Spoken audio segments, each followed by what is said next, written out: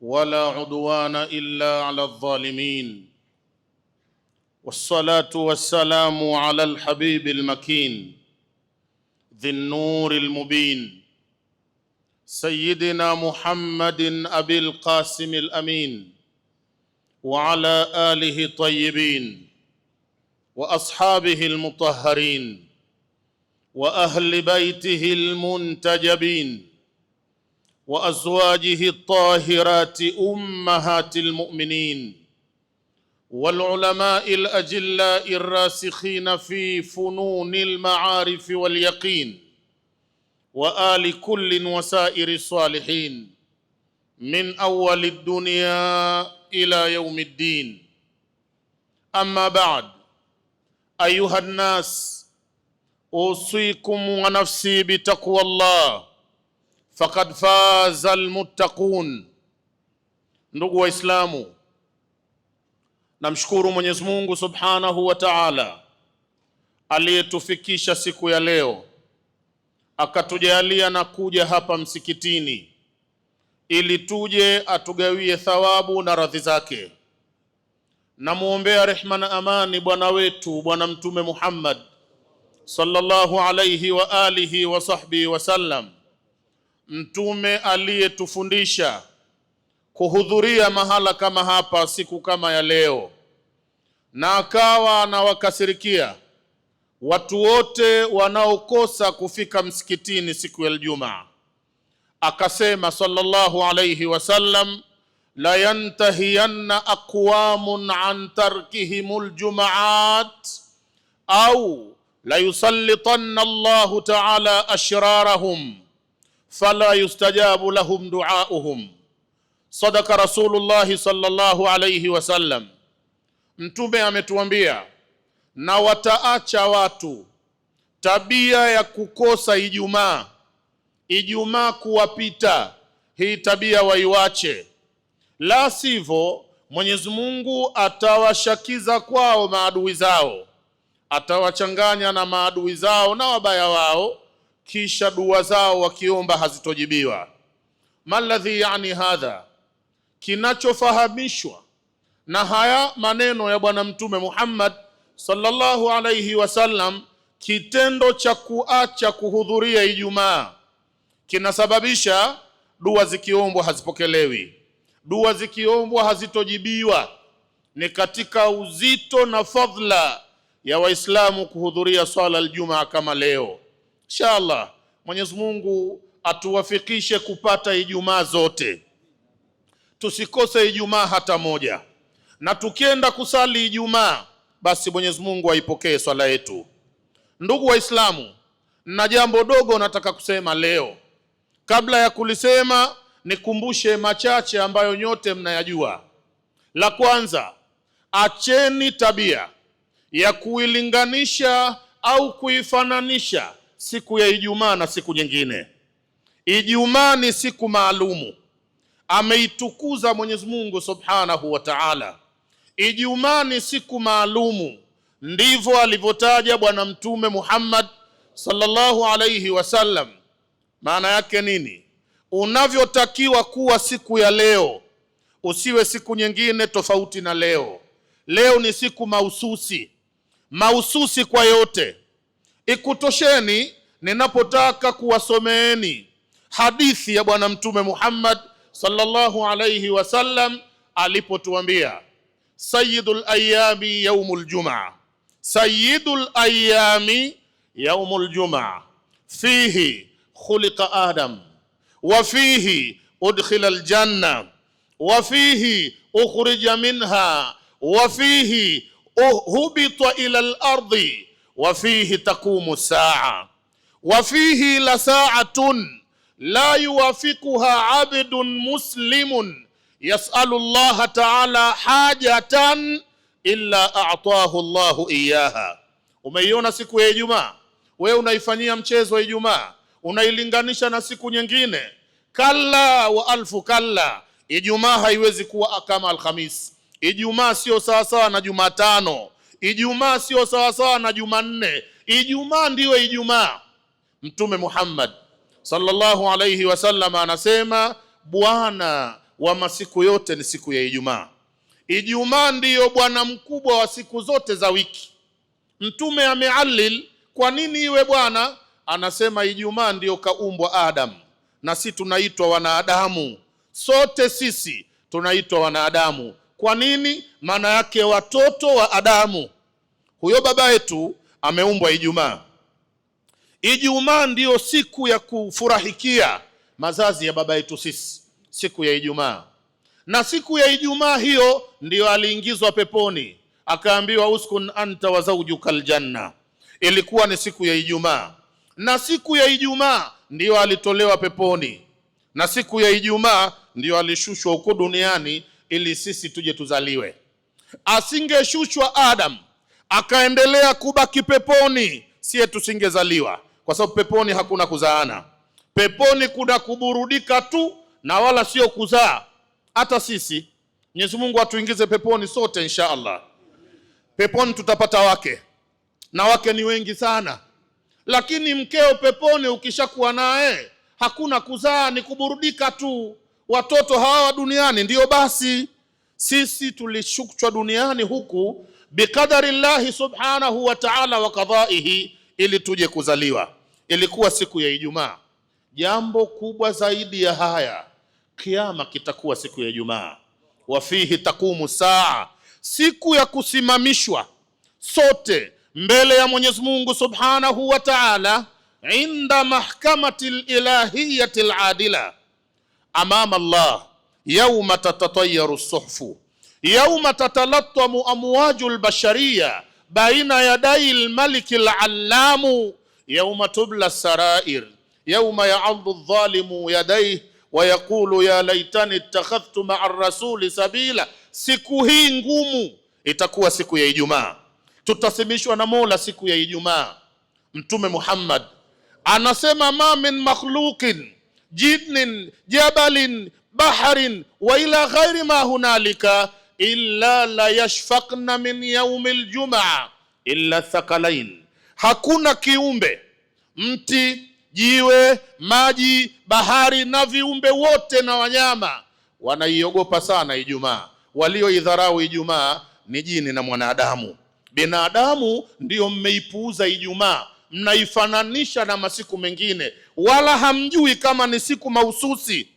Na kwa kuwa ni siku mahususi, na wewe siku ya Ijumaa uwe mahususi, uwe mtu maalumu, kwa sababu umeingia kwenye siku maalumu.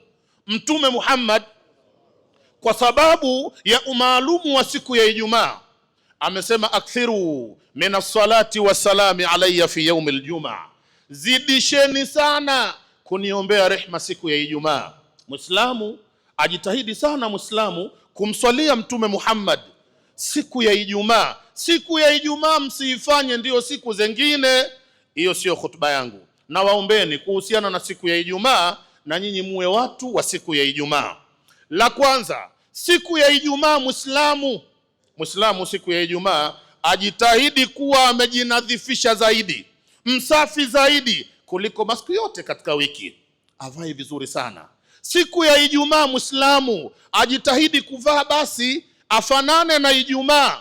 Ilitakiwa hapa tushindane kwa kanzu nyeupe. Kanzu nyeupe, rangi nyeupe ni moja kati ya rangi mbili alizozipenda sana mtume wetu Muhammad sallallahu alayhi wasallam, ni rangi nyeupe na rangi ya kijani. Ilikuwa humo ni rangi nyeupe tu watu wote. Kwa nini? Ni siku ya Ijumaa. Msizidharau sunna za bwana mtume Muhammad kuhusiana na siku ya Ijumaa. Ijumaa unakwenda Kariakoo kwenye biashara zako, tia kanzu yako kwenye mfuko wako, eka kanzu. Muda unakaribia, tafuta mahala maliwato, jiweke vizuri na kanzu yako, njoo hapa msikitini na usije kichwa wazi. Ijumaa njoo hasa wanavotoka Waislamu. Muislamu kwa kumuiga mtume Muhammad ni kuja amefunika kichwa. Mtume hajawahi kwenda msikitini Ijumaa kichwa wazi kabisa, abadan, ni kufunika kichwa. Na kama una kilemba zaidi weka, ni siku maalumu. Na waoneni hapa nusu na robo yenu mko vichwa wazi, na leo ni Ijumaa. Kofia utavaa lini? Kuna watu hapa ukimuona kavaa kofia, kuna hitma kwa jirani, kwa sababu kuna mchele pale, anavaa kofia mahususi kwa sababu ya kwenda kutafunia mchele. La, Vaa kofia vizuri kwa sababu ni siku ya Ijumaa. Chukua kanzu yako nzuri, ni siku ya Ijumaa. Mutanisameh, sipendi kupindisha maneno. Tuambiane maneno yalonyooka. Ijumaa sio hali hii. Ijumaa ni kuvaa kanzu, una joho, vaa rangi nyeupe na kijani, funika kichwa chako. Lakad kana lakum fi rasulillahi uswatun hasana. Wa kumuiga sisi sote ni mtume wetu Muhammad sallallahu alayhi wa alihi wa sahbihi wasallam. Siku ya Ijumaa jitahidi kuwahi msikitini. Albukuru fil masjid, usije msikitini kwa kuchelewa siku ya Ijumaa. Aliyeruhusiwa na sharia, ukiisoma vizuri fiqhi, Sada Shafi'iyya, waliyemruhusu achelewe Ijumaa ni imamu. Imamu anaweza kuwa mtu wa mwisho kuingia msikitini kwa ruhusa ya sharia. Asiyekuwa imamu awe mtu wa kwanza kuingia. Pambaneni kufika mara ya kwanza msikitini, umeshaingia. Ukiingia unapata fadhila ya ngamia, pata ngamia, malipo yako ni sawa na umelipwa ngamia. Kuwahi msikitini unakuwa mtu wa kwanza. Mtu wa pili, yani kwa saa ya pili malipo ni kupata ng'ombe. Saa ya tatu ni mtu kupata mbuzi, kuna na kupata njiwa. Mwisho anatarajiwa apate yai. Hizi ni thawabu na fadhila kutoka kwa Mwenyezi Mungu Subhanahu wa Ta'ala. Wapo watu, Mwenyezi Mungu aniongoze mimi pamoja na wao, wallahi yupo karibu, ofisi yake haiko mbali, ameshughulika na kuuza na kununua, kuandika na kutia saini. Adhana inasikiwa, yeye anaandika na kutia saini, hashughuliki kwanza. Huyo adhana ya pili inatoka, anamsikia msoma khutba dhaifu kama mimi, kashaanza kusema usikum bitaqwallah, yeye bado anatia saini. Mwisho anasikia panakimiwa, haraka tena mbio anafunga ofisi hapo, huo sio Uislamu alouacha Mtume Muhammad sallallahu alayhi wasallam. Wakati wa Mtume Ijumaa, watu wote Mtume msikitini wanafika mapema. Ittaqullaha ya ibadallah. Khutba yangu ya leo ni nini? Dhibitini ndimi zenu. Kila mmoja anonisikia hapa na watakaonisikia baadaye ajue ujumbe wa leo. Kila binadamu kwa umoja wenu na kila Muislamu kwa umaalumu wenu, dhibitini ulimi wenu. Kama kuna jambo litakuwa sababu ya kuwatia moto kwa wingi siku ya Kiyama watu, ni ndimi zenu. Na sasa macho yangu mimi, nadhani na macho yenu, mnashuhudia kwamba sasa hivi ndimi hazidhibitiwi. Ulimi wa kila mtu umeachiwa. Al-lisanu mursalu, ulimi umeachiwa. Jamani, kuachia ulimi useme chochote, ulimi useme mbele ya mtu yoyote, ulimi useme kitu chochote muda wowote, ni kupalilia barabara ya kwenda motoni siku ya Kiyama. Ndio nini maneno haya? Tukutane khutba ya pili. Mbele tunakoelekea kuna hatari kubwa sana, na hatari yenyewe ni kwenda kuadhibiwa na Mola wetu. Adhabu yenyewe itaanza baada tu ya kuzikwa. Na usisahau, kaburini ndo utaishi muda mrefu zaidi kuliko miaka ulokaa hapa duniani. Utakaa zaidi. Hebu fanya hesabu hii, miaka iliyopita, na usende mwanzo wa dunia, miaka 500 iliyopita, 500 tu hadi leo, kuna watu wanakaa makaburini hadi hivi sasa, toka wazikwe mpaka muda huu. Ni babu zako, ni wazee wako, ni jamaa zako wako makaburini. Babu yako alomzaa babu yako yupo kaburini miaka 500 leo. Hivi ikiwa anaadhibiwa, unaonaje kuadhibiwa mtu miaka 500? Umeipata hiyo picha kweli? Yani kuna jamaa yako waliyadhu billahi taala anateswa kaburini leo ni miaka 500. Duniani kuna adhabu hapa, watu hupewa wakafungwa, lakini kuna mwingine huambiwa umefungwa maisha yote. Wewe umefungwa maisha. Fa anta masjunun mahbusun madal haya, unafungwa uhai wote, utakaa gerezani. Huyo anayefungwa ana miaka 30, ana miaka 40, ana miaka 60, ndo anaambiwa unafungwa maisha yote. Ukweli ni kwamba hajafungwa maisha yote. La, amekaa miaka 40 nje huru kabisa, sio maisha yote. Atakwenda kaa mule miaka 20 au miaka 30, atatolewa apelekwe nje akaendelee kuishi ikiwa umri wake bado upo. Lakini dunia itavuma, kafungwa maisha yule, kifungo cha maisha kile. Si kweli, hajafungwa kifungo cha maisha. maisha ya huyu yameanza toka anazaliwa, kaanza kuishi huyu, akakuwa anaishi huyu, amebalighi anaishi huyu, ameoa anaishi, yuko huru, amepata watoto yuko huru, mpaka wajukuu yuko huru, kisha anaambiwa unafungwa maisha. Sio kifungo cha maisha, ni kifungo cha muda mfupi. Kaburini ni kifungo cha maisha yote, ukishaingia hakuna kutoka. Jamanini, adhabu kubwa mno itampata mtu kaburini akiwa hawezi kudhibiti ulimi wake. Tumefika mahala pagumu kabisa, na Mwenyezi Mungu Mola wetu atusaidie sana. Pagumu kweli. Hivi sasa kila mtu hapa ulimi wake upo huru kulizungumzia lolote, tena mbele ya yoyote, popote. Yani ulimi sasa hauna mpaka. Mtume Muhammad sallallahu alayhi wasallam anasema kafa bil mar'i ithma, wa fi riwaya sahihati al marwiya kafa bil mar'i athima. Utatumia masdari au ismu faili utakavyotaka, lakini hasa riwaya sahiha ithman, kafa bil mar'i ithma. Madha an yuhadditha bikulli ma yasma'uhu. Mtume Muhammad anasema imetosha mtu kuwa ni dhambi akiwa na tabia ya kuhadithia kila anachokisikia. Kafa bil mar'i ithma. Isikia maneno mazuri haya. Kafa bil mar'i ithma, imetosheleza mtu kuwa yeye mwenyewe ni dhambi. Kafa bil mar'i athima, imetosha mtu awe ni mchuma dhambi. Wacha hiyo, ametosha mtu kuwa yeye mwenyewe ndiyo dhambi zenyewe. Ndugu Muislamu, kuna wakati ukipita barabarani unadhani umekutana na mtu, kumbe umekutana na dhambi. Yani yule mtu mwenyewe ndo sasa anaitwa dhambi. Kwa tumekutana na madhambi chungu mzima tukidhani ni wanadamu wenzetu, kumbe madhambi tu. Mtume Muhammad amesema kafa bil mar'i ithma, imetosha mtu kuwa ni dhambi. Yeye mwenyewe ni dhambi, kabla ya kuchuma zengine yeye mwenyewe ndiyo dhambi zenyewe. Kwa kufanyaje? An yuhadditha bikulli ma yasma'uhu, akiwa na tabia ya kuhadithia kila anachokisikia.